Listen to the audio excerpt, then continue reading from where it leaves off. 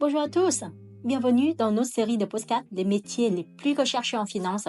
Je m'appelle Mai Nguyen, CEO et fondatrice de FinIdea, une plateforme intelligente qui vous accompagne vers la finance.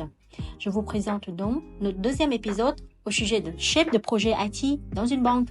Et notre invitée aujourd'hui, c'est Madame Tien Hai Ha, team leader, chef de projet IT à la Société Générale. Bonjour Hai Ha, merci pour votre présence. Comment tu vas? Ça va très bien. Merci Mike de m'avoir invité au podcast et je suis ravie de participer avec vous et échanger avec vous sur le métier de chef de projet. Super. Alors déjà, merci d'avoir accepté notre invitation.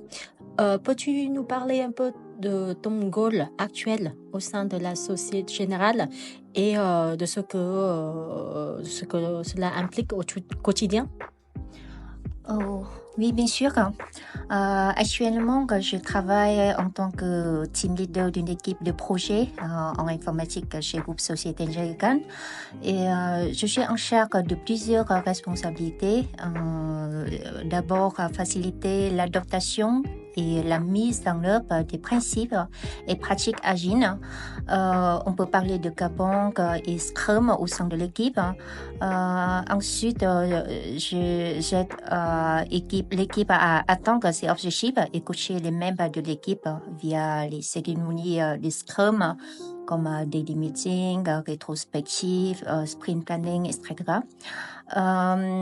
J'ai assuré aussi le reporting du delivery avec les product owners et faciliter la coordination avec les autres fichiers SIM.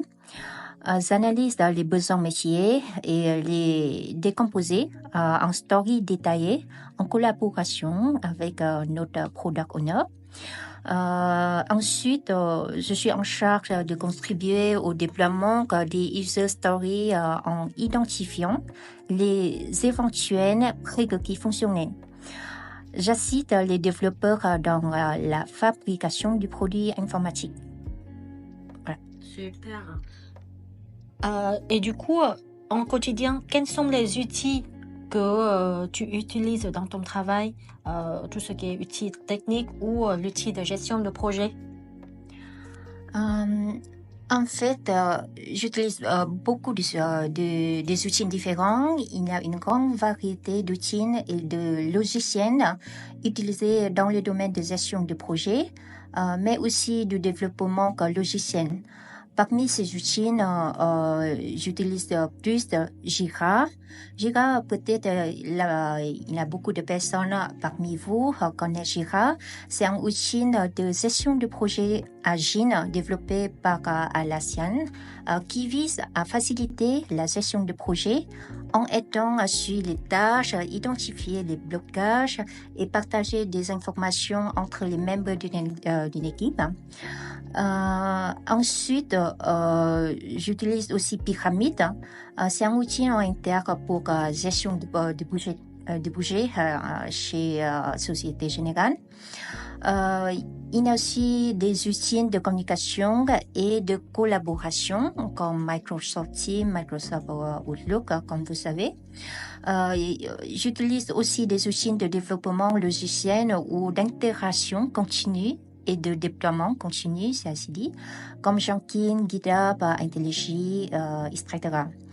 Il y a aussi des outils de documentation que j'utilise au quotidien, comme Microsoft Word, GitHub, SharePoint, Synapse ou PowerPoint. D'accord. Effectivement, il y a une variété importante des outils de gestion de projet.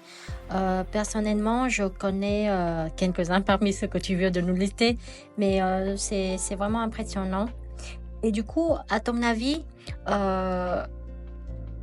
là, pour accomplir un rôle avec autant de responsabilités, quel a été ton parcours pour y arriver? Effectivement, pour réussir à ce poste, il est essentiel de posséder un ensemble particulier de compétences, notamment dans les méthodologies agiles, les connaissances fonctionnelles en finance ou d'autres, les langages, technologies et surtout une expérience d'utilisateur solide. Mon parcours reflète une combinaison unique de formation et d'expérience qui me permet de me préparer pour ce rôle.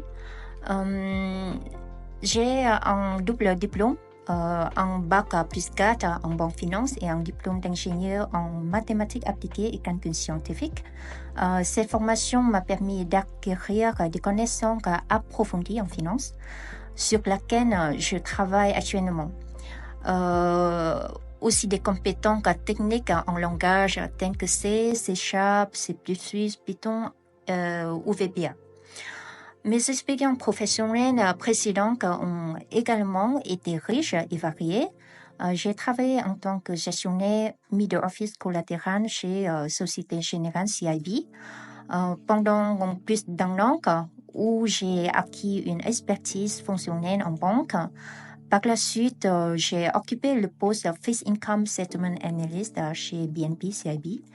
Ce rôle m'a permis de développer une compréhension approfondie des opérations bancaires, mais aussi des produits financiers. En ce qui concerne la gestion de projet, j'ai suivi des formations en méthodologie agile et en gestion de projet. Ce qui m'a fourni une base solide dans ces domaines. De plus, mes expériences professionnelles comprennent des rôles de leadership dans des projets informatiques. Par exemple, j'ai travaillé comme assistant à la maîtrise d'ouvrage Summit chez SFIN pendant un an avant de rejoindre Société Générale en 2019 en tant que chef d'équipe. Dans ce dernier rôle, je suis responsable de 2 grands projets, l'un portant sur la gestion du cycle de vie des produits exotiques equity et l'autre visant à mettre en place une nouvelle solution de capturation des données depuis le data lake.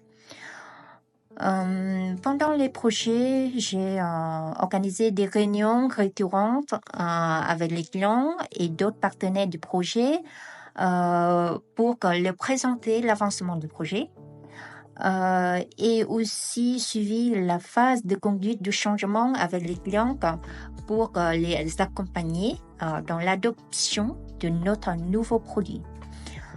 Cette expérience m'a enrichi en matière d'expérience d'utilisateur et je pense que la diversité de mes expériences combinée à mes compétences techniques, fonctionnelles et en gestion de projet me permet de me positionner pour ce poste aujourd'hui.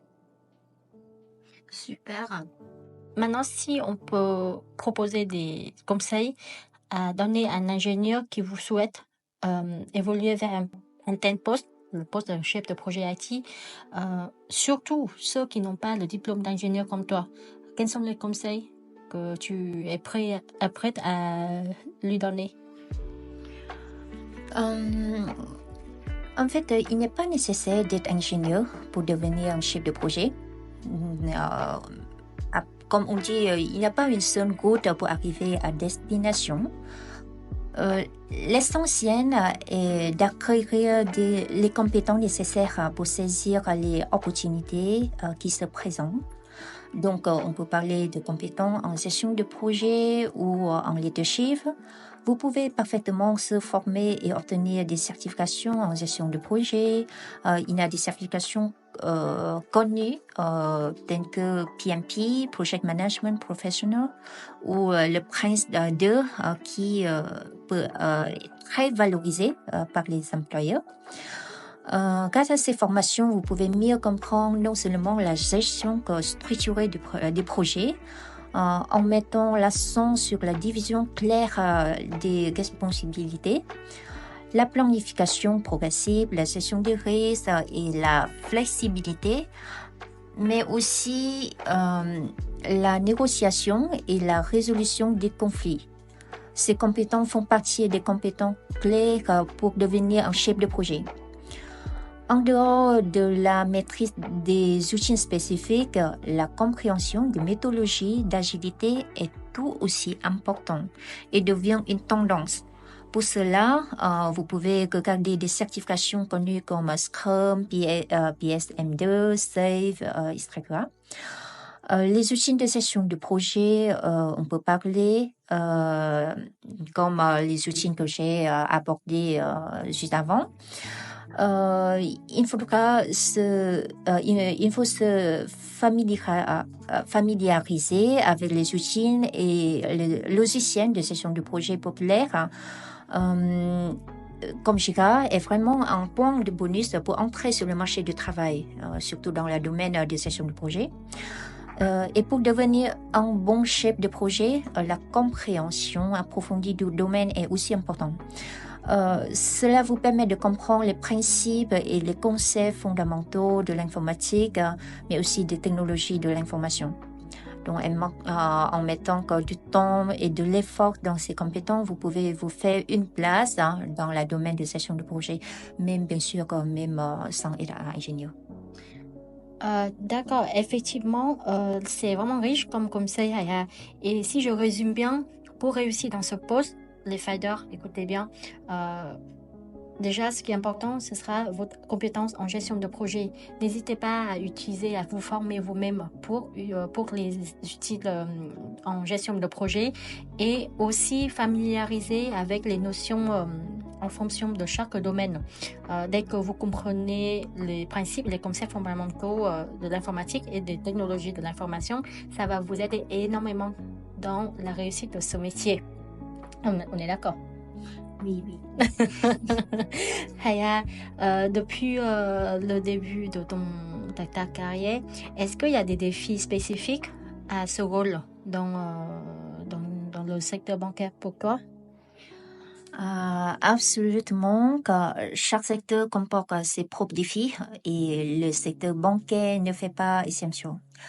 En fait, il peut être particulièrement exigeant en raison des attentes élevées des parties prenantes en termes de délai, de qualité et de conformité réglementaire. Cela ajoute une couche de complexité à la gestion du projet. En plus, les banques utilisent souvent des systèmes et des processus complexes pour une question de sécurité et de confidentialité des données, ce qui peut rendre la coordination et la gestion des projets plus difficiles. D'accord. Du coup, à ton avis, quels sont les aspects les plus gratifiants de ton travail depuis le début jusqu'à maintenant? La partie la plus gratifiante de mon travail en tant que chef de projet est de voir un projet démarrer et se terminer avec succès. C'est une véritable conclusion gratifiante après avoir surmonté les défis rencontrés tout au long du parcours. Ce qui a été pour moi une expérience enrichissante. De plus, j'apprécie énormément de voir les membres de mon équipe progresser et s'épanouir dans leur rôle. Enfin, recevoir les retours positifs des clients pendant et après la fin d'un projet est une source de satisfaction incomparable. Savoir que le travail que nous accomplissons a un impact positif sur l'organisation et sur notre client est une motivation constante pour moi en tant que chef de projet. Et si c'est pas distrait, as-tu une idée du niveau de salaire pour ce type de poste? J'ai pas la dernière mise à jour, mais de ce que je sais, le salaire se varie entre 40 000 jusqu'à 100 000 euros. Après, je connais pas forcément le marché actuel, mais vous pouvez regarder sur les sites d'internet comme Glassdoor ou LinkedIn. D'accord. Une question assez classique. Parlez-nous une de tes réussites et aussi un de tes derniers échecs dans ce rôle, bien sûr. Oui, après, c'est une question classique, mais je l'apprécie ça parce que personne n'est parfait. Et donc, malheureusement, on ne peut pas toujours éviter les échecs et je ne fais pas exception. Alors, récemment, quand j'ai face à un échec, lorsque le projet, j'avais la responsabilité, a été impacté par un incident majeur en raison de problèmes de communication au sein de l'équipe. Malgré mes efforts pour mettre en place des canaux de communication clairs et encourager la collaboration, certains membres de l'équipe n'ont pas eu toutes les informations nécessaires, ce qui a eu des impacts négatifs sur la livraison. En conséquence, le processus de production du client a été retardé, les obligeant ainsi à mettre en place des mesures d'urgence. Cette expérience m'a appris à quel point une communication transparente et une gestion efficace des parties prenantes sont cruciales pour le succès d'un projet. Après cela, j'ai réuni l'équipe et tous les partenaires concernés pour faire un bilan de notre projet. On a passé en revue notre processus de validation et de livraison pour identifier ce qui n'avait pas fonctionné et comment ça s'améliorer. J'ai travaillé sur des stratégies pour renforcer la communication au sein de l'équipe, clarifier les responsabilités de chacun et établir des procédures de livraison plus transparentes. On a veillé à bien documenter toutes nos décisions et procédures et on les a partagées avec tout le monde pour éviter de répéter les mêmes erreurs à l'avenir. Le fait que partager des documents avec tout le monde, la transparence des documentations, c'est hyper important dans la gestion de projet. Après, il n'y a pas que les échecs dans la vie, il y a aussi des réussites dont on peut être fier. Notre équipe a récemment aussi remporté un succès dont je suis très fière de l'équipe. Malgré tous les imprévus, les incidents, les départs, les absences, etc., qui ont impacté notre CAPEX et nos stratégies, notre équipe a quand même réussi à livrer le projet en respectant le délai. On l'a bien planifié, collaboré efficacement, établi des priorités claires et géré les risques de manière proactive. Résultat, c'est que le projet a été livré dans les délais prévus et on a reçu des retours positifs et des félicitations de la part de nos clients. Ça me donne encore plus de motivation pour continuer sur cette lancée pour ma carrière. D'accord. Tu sais quoi? Maintenant, on va attaquer un autre sujet très à la mode, l'IA ou l'intelligence artificielle. Effectivement, c'est un sujet qui est entré rapidement dans notre vie professionnelle avec le lancement de Gen l'IA. Et là, on le voit partout, même en vie quotidienne. Comment tu vois cette intégration dans ton métier, surtout? Est-ce que pour toi, c'est plutôt un avantage ou un risque? Et si c'est avantageux, as-tu commencé à utiliser ces outils? Oui, comme tu dis, l'IA maintenant c'est une tendance.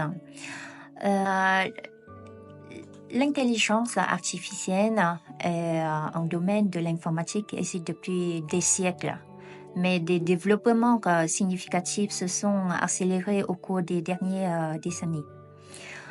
La réalité est que l'IA était déjà présente largement dans notre vie quotidienne, tels que les moteurs de recherche sur l'Internet, les assistants virtuels sur les smartphones, les assistants vocaux dans les maisons intelligentes, les applications de navigation et bien plus encore.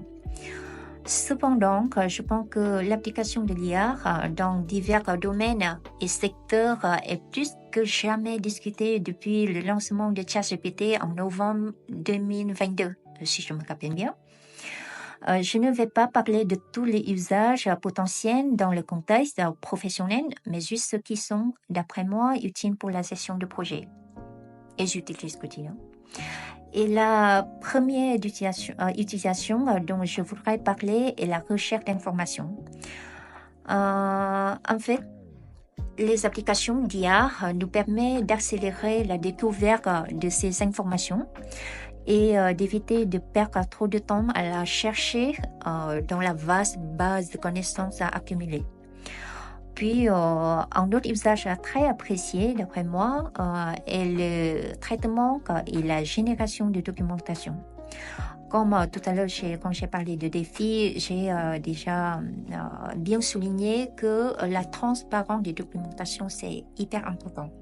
Donc, grâce aux applications d'intelligence artificielle, le briefing ou la transcription des réunions en ligne devient plus facile et efficace, ce qui est particulièrement bénéfique pour les chefs de projet qui participent ou organisent souvent de nombreuses réunions.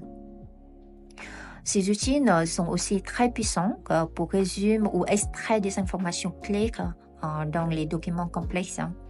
On peut aussi également créer des présentations avec un contexte donné ou proposer différentes reformulations dans divers styles. De même, pour les méthodologies et les plans de travail, ils sont capables de suggérer des idées pour un sujet donné, etc. Les applications d'IA ne peuvent pas tout faire complètement, bien sûr, mais cela peut au moins créer un croquis, puis nous pouvons peaufiner jusqu'à la touche finale.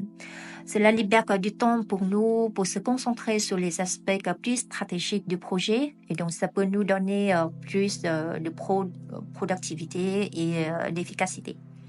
Même avec tous les avantages et la puissance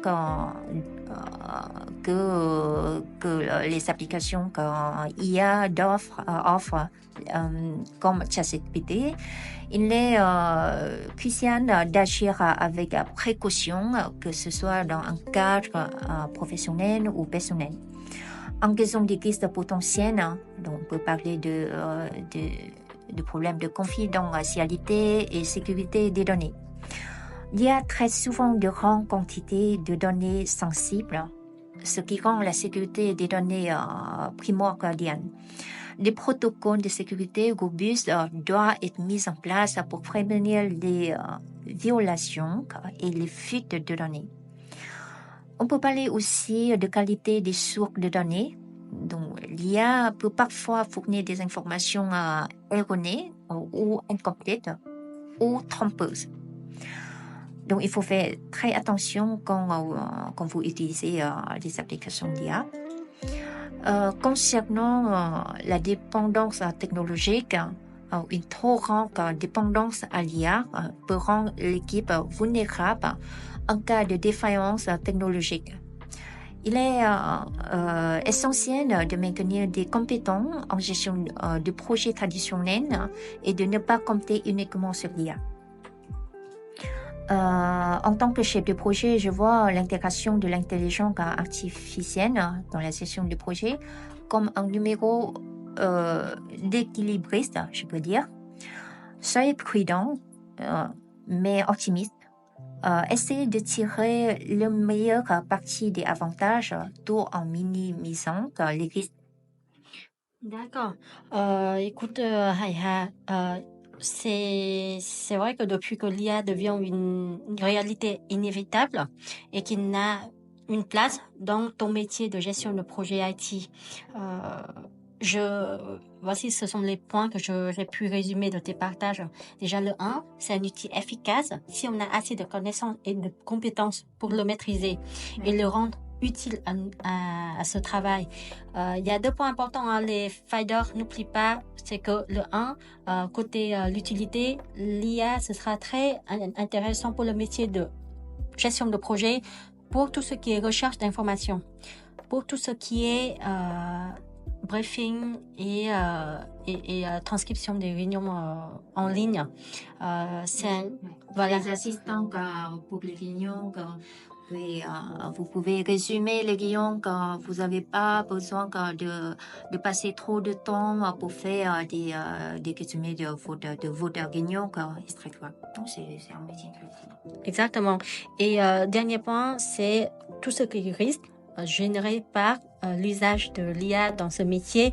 De un, c'est la confidentialité et la sécurité de données. Ça, c'est hyper important. Surtout en stade de projet, vous serez en contact avec plusieurs interlocuteurs et il faut assurer que la confidentialité et la sécurité des données, ce sera la priorité. Et deuxième risque, c'est la qualité des sources de données. Vu que voilà, on a des open source que l'IA peut utiliser pour entraîner le modèle, il faut absolument vérifier les données quand l'IA vous cite. Et aussi, ça peut créer une dépendance technologique ça, malheureusement, ça peut arriver si on utilise trop souvent et on n'a pas une réflexion humaine derrière. Donc voilà, les fighters, quelques remarques concernant le sujet de l'IA. Maintenant, déjà, je te remercie beaucoup pour ce partage de ton point de vue. On arrive à la fin du podcast. Haya, tu es notre cher invité aujourd'hui. Et chez Finadia, on offre toujours un cadeau pour de la part des invités à notre fighter qui ont écouté jusqu'à maintenant. Quels sont les conseils que tu peux donner à notre fighter pour obtenir ce poste et surtout réussir dans ce métier de chef de projet IT au sein d'une banque? Comme j'ai déjà mentionné plus tôt sur les compétences nécessaires pour devenir un chef de projet, c'est de posséder des connaissances de base en informatique et comprendre comment gérer un projet. Cela implique des compétences pratiques telles que le développement de logiciels, la gestion de bases de données, ainsi que la maîtrise de méthodologies comme Agile, comme Scrum, Cyclic, etc. J'ai aussi parlé plutôt de certaines certifications comme PMP, Prince2, Scrum Master, Safe, etc. et les outils de gestion de projet. Ce seront un point positif sur vos CV si vous les avez pour postuler à ce genre de poste. J'ai aussi parlé des connaissances sur le domaine de finance. Renseignez-vous sur comment ça marche dans une banque. En fonction du contexte du poste, ça peut être des trucs comme le processus de booking, comment garder des données en sécurité et comment gérer les risques, etc. Si vous avez des expériences sur le domaine bancaire ou même ou en finance, assurance ou asset management, c'est un plus à mettre en avant sur vos CV. Essayez de montrer les liens entre vos expériences passées et le poste pour lequel vous postulez. Aussi, soyez un bon communicateur. Vous devrez parler à beaucoup de monde, alors que apprenez à bien communiquer. Ça veut dire être clair et expliquer les choses de manière simple. Ensuite, montrez votre leadership. Vous allez devoir diriger une équipe, même plusieurs équipes. Alors, montrez que vous pouvez le faire. Ça peut être des trucs comme motiver les gens, résoudre des conflits et prendre des décisions. Soyez flexible. Les choses changent vite, surtout dans le monde bancaire, dans le monde informatique. Soyez prêt à vous adapter et à changer de direction si nécessaire. Enfin, continuez à apprendre. Le monde de l'informatique et de la banque évolue constamment. Alors, continuez à apprendre et à vous améliorer. Obtenez des certifications, suivez des cours pour rester à jour et améliorer vos compétences en permanence. Ma chère Haya, merci beaucoup pour ce partage d'expérience très enrichissant. Et merci à vous aussi, nos éditeurs, nos fighters, d'avoir été avec nous aujourd'hui. N'oubliez pas de vous abonner pour découvrir d'autres parcours passionnants dans la technologie et la finance. Nous offrons une réduction de moins 10% sur votre pack de suivi pour les 3 premières personnes qui nous contactent d'ici jusqu'à 20 juin 2024, directement sur notre site internet finadia.ai ou sur notre Facebook LinkedIn. À très bientôt!